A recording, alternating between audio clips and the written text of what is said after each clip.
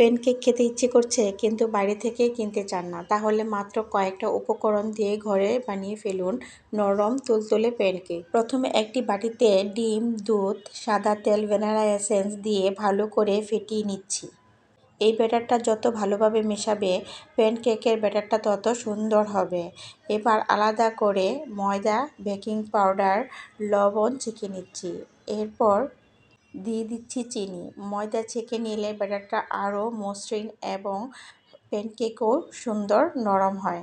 এখন ডিম দুধের মিশ্রণটা ময়দার সঙ্গে ধীরে ধীরে মিশিয়ে নিচ্ছি। খেয়াল রাখবেন ব্যাটারে যেন বেশি দলা না থাকে। ব্যাটার হবে একদম মসৃণ এবং ঢালার মতো ঘন।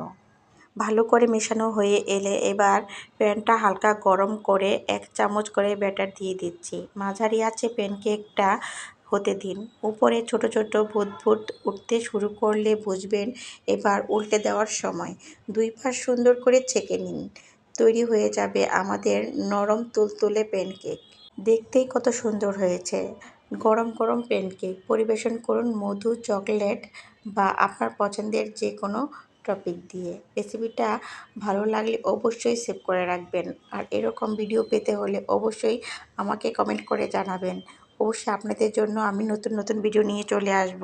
ভিডিওটি ভালো লাগলে পাশে থাকবেন। আল্লাহ হাফেজ।